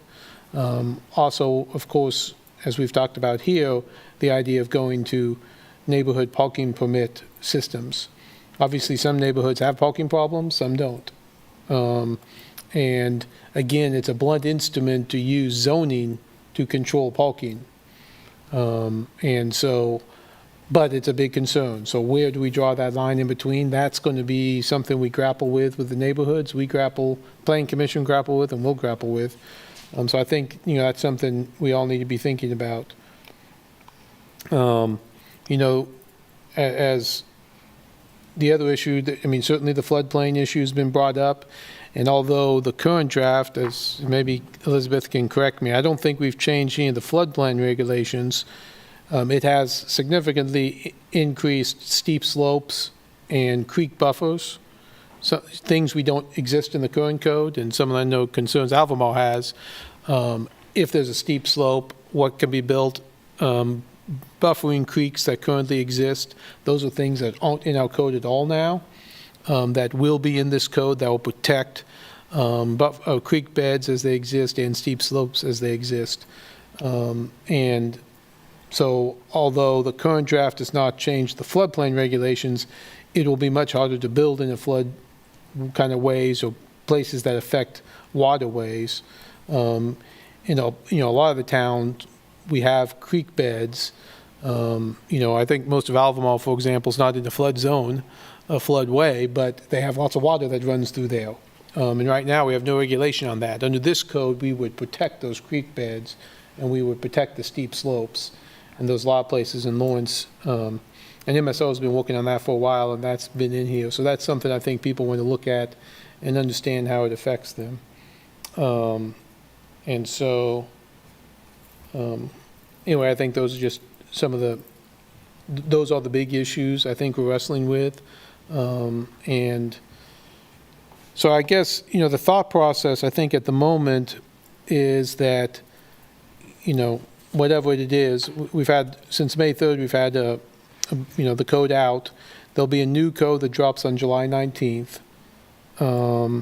And the idea is that the Planning Commission, that's the code that will eventually be passed by the Planning Commission, denied by the Planning Commission, or passed with amendments. Between now and then, there'll be people who want to make amendments. The steering committee might propose amendments to the planning commission. Neighborhoods might propose amendments to the planning commission. Individuals might propose amendments to the planning commission, but there'll all be amendments to that July 19th code. That's the code that'll go forward. What we will receive, whenever we receive it, and we'll talk about that in a second, will be what the planning commission passes to us, or if they deny it, the denial will come to us. Be it the July 19th code, more likely the July 19th code with amendments. That's what will come to us. We will see that code. We'll also see the steering committee staff report recommendation, and then, of course, we'll be able to adopt whatever we adopt at that point, seeing all those codes. I think at the moment, the plan is for the Planning Commission to see this at the July mid-month. Their one meeting in July that it's noticed up for. The August mid-month, both their August meetings, their September mid-month, and both their September meetings. So they'd have 7 more meetings on it, with the hope that they would make their final recommendation on September 25th and send it to us on October 15th.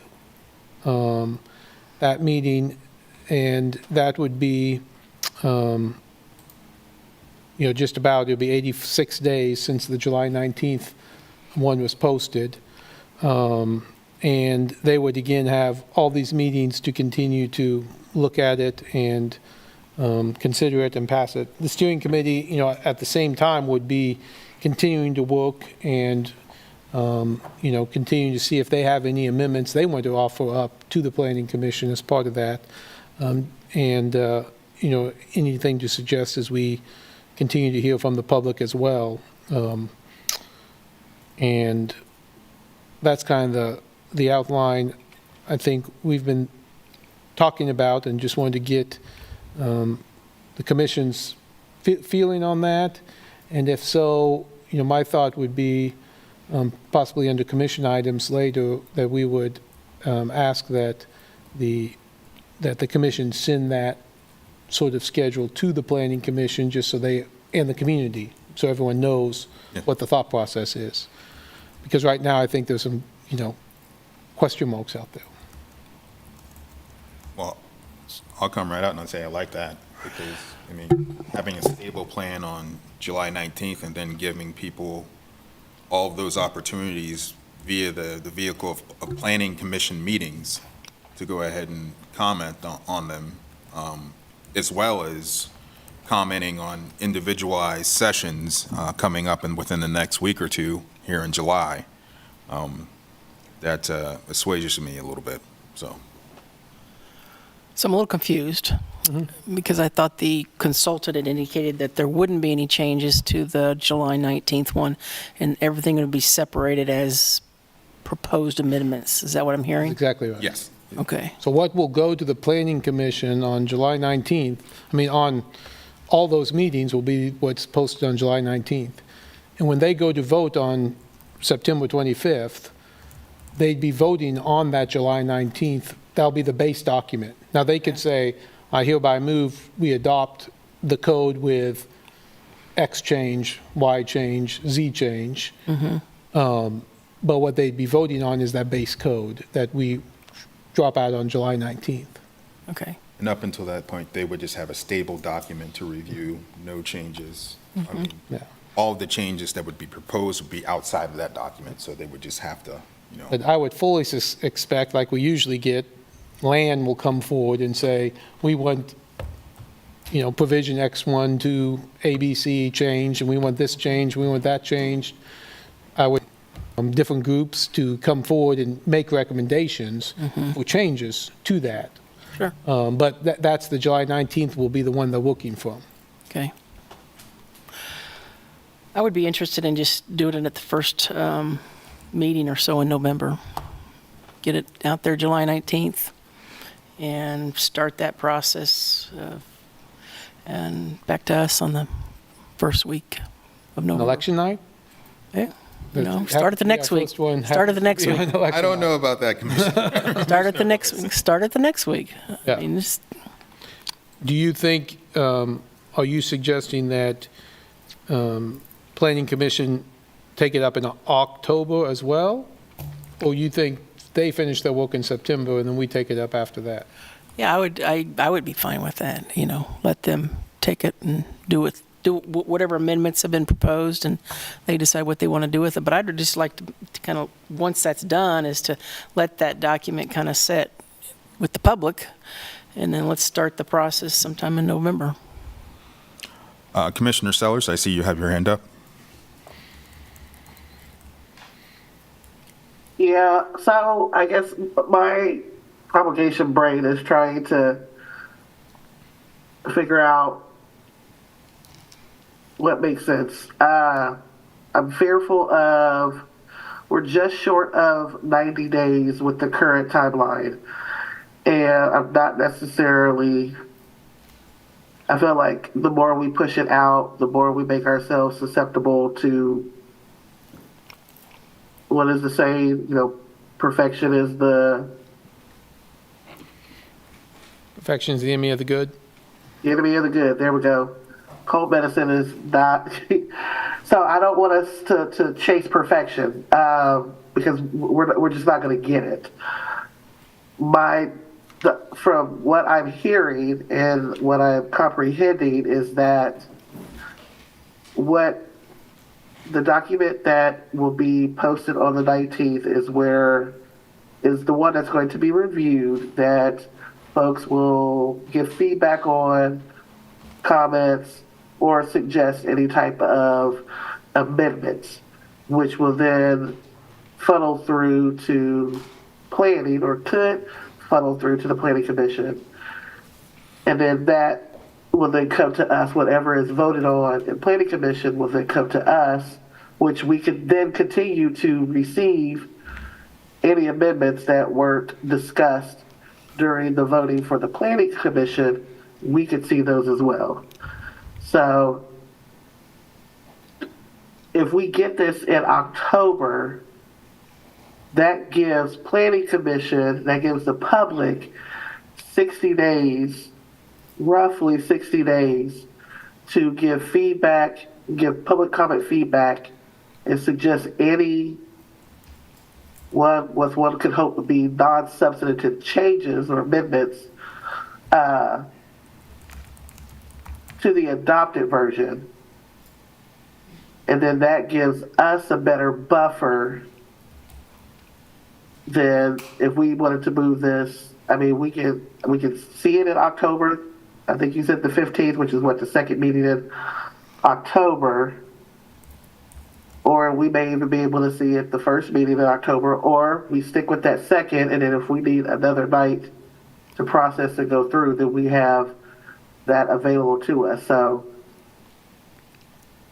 I think I'm trying to convince myself that this is, I feel like this is an adequate enough timeline for the public and for, I don't want to say key stakeholders, but interested parties, to have time to flush through, seeing that most of them have some type of representation on the steering committee.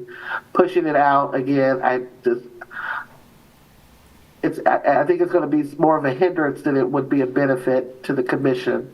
I think if we can stick to that timeline, then I won't have any opposition to it. I think maybe a in-between would be, well, one thing, and I've said this several times, a lot of people don't pay attention until it shows up on our agenda. As much as you want them to go to the Planning Commission, they won't go to the Planning Commission. Well, there's those who will. I know, those will. So what if we, kind of the compromise would be, what if we put it on our agenda for October 15th as a study session? And then announce, I think, Jeff, would November 12th be that second meeting? That would be the standard. Yeah, the 12th, yeah. Yeah. pretty free on election night, but I doubt we'll get very many. I think, yeah. we'd get some pushback. Well, it wouldn't be. So I think November 12th, we could then put it on the agenda for November 12th for a vote, but October 15th for a study session. I think that would be good. But, so, question. Why could we not do the study session in September? Well, we won't have the planning commission vote until September 25th, so we won't know exactly what we're looking at until they make their amendments. And so you're wanting to at least have, what, 2 weeks worth of meetings buffer between the study session and us actually voting on this? Yeah, I think we need a little time between the planning commission and what they adopt and us adopting it, so people can see what the planning commission, actually voted on and recommended to us.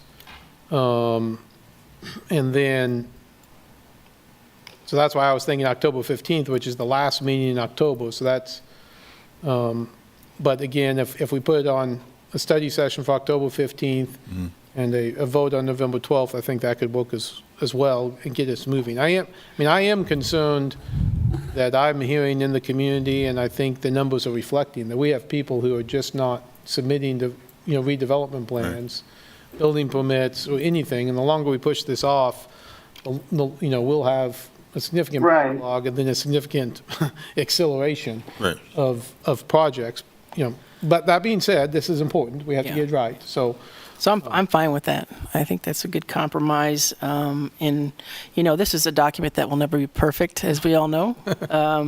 But I think we've been making some progress on it for sure. So October 15th study session, then, we're ready to approve it or not on November 12th. Well, we obviously can do what we want that night. Yeah. We won't, whether or not we vote dictate for it or amend it or whatever. Whatever we do on November 12th. Yes, November 12th. Yes. But I think putting out there for the public, these dates, these are the planning commission dates, these are the city commission dates,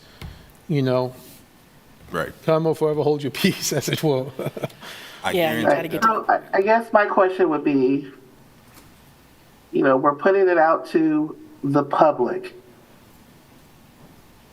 And I posed this question to other community members as well.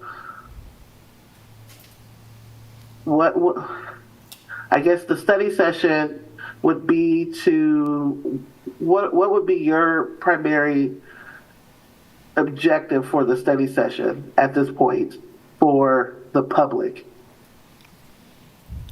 To be able to give input, kind of like tonight, they'd be able to give input, which we could, take into consideration and have time to think about before a final vote is what I guess I would assume.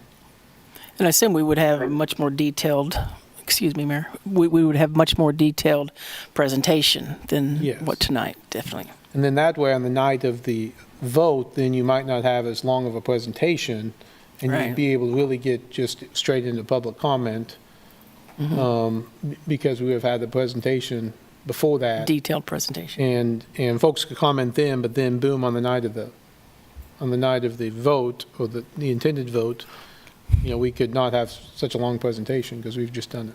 Yeah. And so by public, are you meaning general public or public that may have a vested interest or background or some type of subject or context back in this? Why I say that, because I think, again, my thought process is that most of our public that we hear from, or that we've heard from on this, have been connected to neighborhood associations. Not too many have fallen outside of that. So if we are wanting to engage neighborhoods that may not have an active neighborhood association, then the question is, are we encouraging them to come to the study session, and in addition to activating themselves in other opportunities during that time starting on the 19th? Or is the 19th, or is the study session in October essentially the kind of the ollie ollie oxen free for everyone who have just, if you waited to the last minute, you just want to be able to have something be said, this is your time to do it. I think that's what we're talking about, yes, that would be. I know, so I mean, in theory, not that somebody would, they could potentially blow off everything from now until October and then just wait till October to come and say something that may not be germane or applicable to what has happened since July 19th. But we provided that space because we felt like we needed to have that particular type of, I see what the intent is. I don't think it's going to change too much. So I'm good either way. I wouldn't vote for it, but if there's consensus on the commission that we believe that having that is going to help give us the encouragement or the added support that we need to make a final decision on this document, then go right ahead. But I think we're chasing a unicorn with this. So I definitely lean a little bit more to Commissioner Sellers on this one, but if this is the compromise that's being put out there, I'm fine with it. So. Well, I proposed October 15th. I was ready. I justified October 15th. I mean, for me, that, again, it goes back to the conversation we've had about community engagement. And yes, there is no cookie cutter, but at some point, we're giving the work back to the citizens, and a little bit we cannot continue to chase perfect and to do what's right. I think we're doing what's right. I just don't know if pushing this back another month so that we have this day is going to serve it, but maybe it is. We'll learn from this, and if it yields something, then it gives us something. It gives staff, and it gives us as a commission another perspective that we didn't have. So, I'm just not a big fan of it, but I don't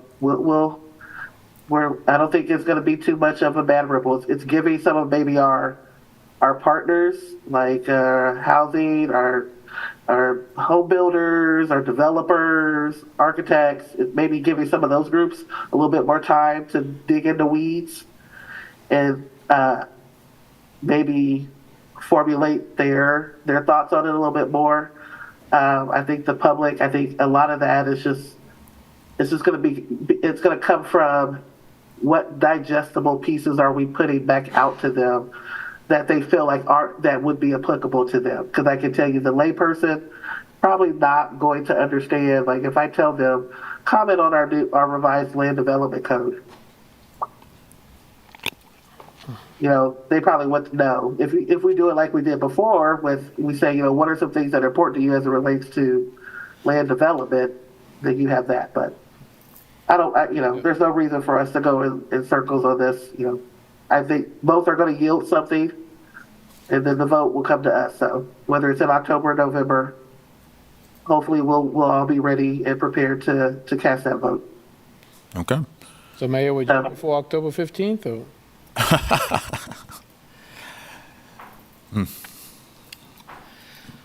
mean, I'm counting votes right now, I would rather. Let's just do let's do the October 15th and November 12th. Yeah, People that's can't fine. complain. That's fine. That's right. I think 86 days is enough time, but just to assuage people and kind of give them that extra buffer, I'm fine with it as well. Okay.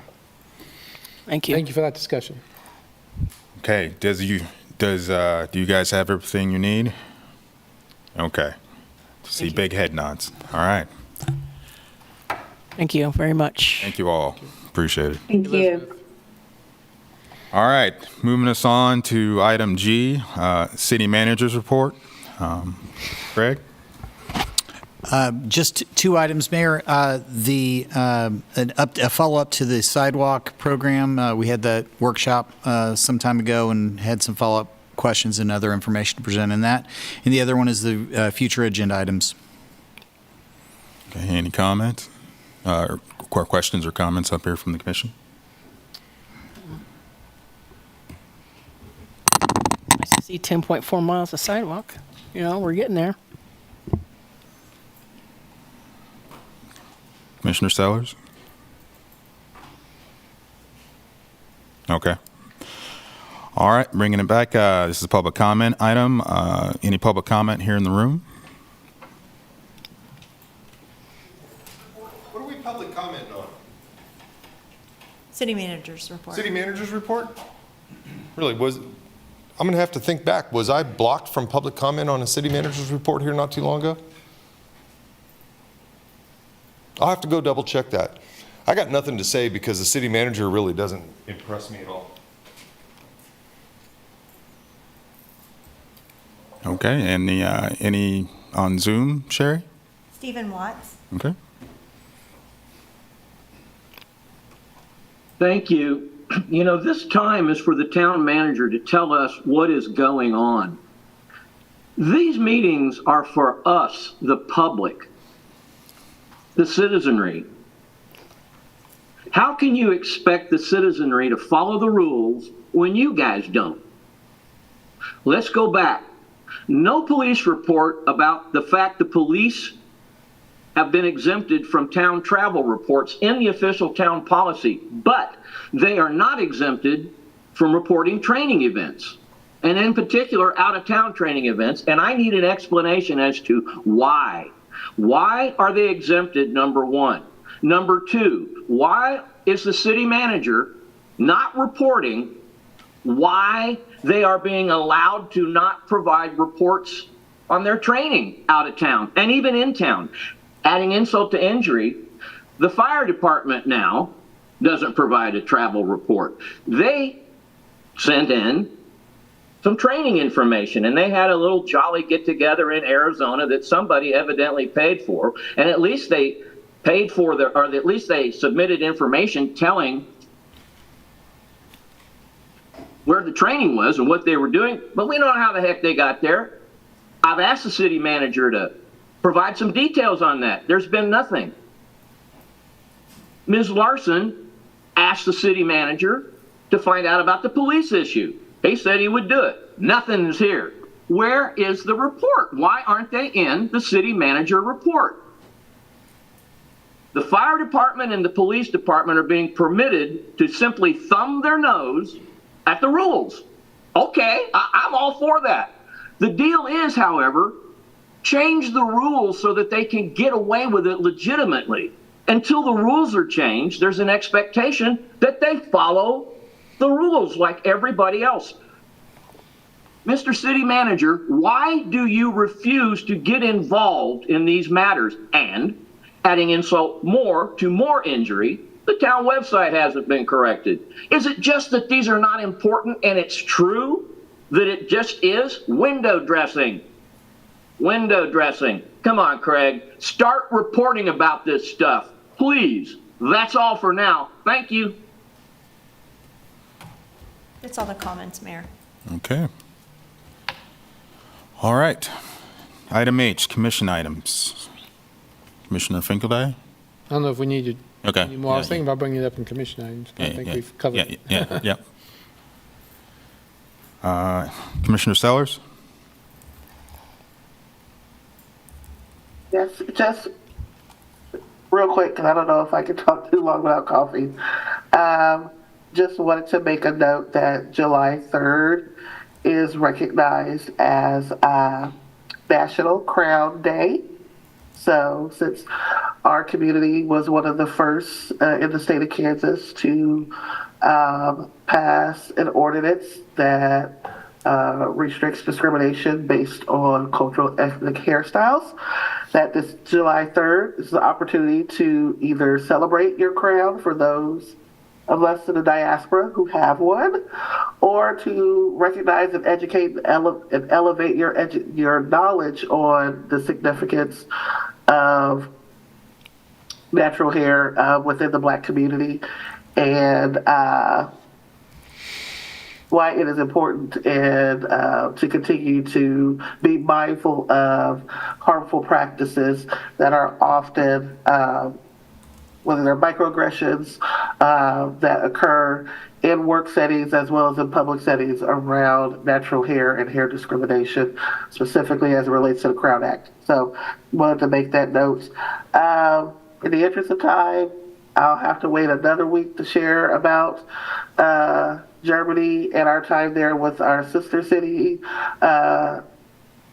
trip. It seems like I not only came back with souvenirs from Germany, but also what seems to be a very bad cold. But just wanted to take some time to just give some appreciation to our sister city delegation and programming that they put together while we were in Oitin and some of the other cities that we were able to travel to. But I'll share that for another time, but just wanted to say, really enjoyed myself, probably so much so that I caught a cold on the way back here. So didn't want to share those germs with you all. And so hopefully at another time I'll be able to share some of the valuable things I was able to pick up while I was there and talking with some of their delegates within their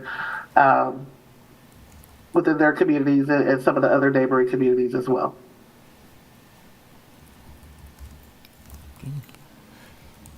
Any other commission items? Okay. I will move us on to item I, commission calendar.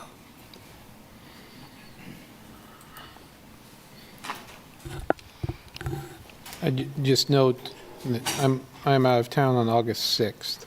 Maybe I should have said that in the future agenda, but I will not be present. I'll be on vacation with my family. Will not be able to attend virtually either.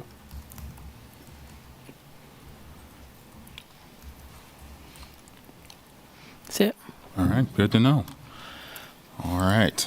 All right. At this time, the remaining items from here on are not broadcast on the city's YouTube channel or cable channel 25. So I'll give us about a buffer 10 seconds or so.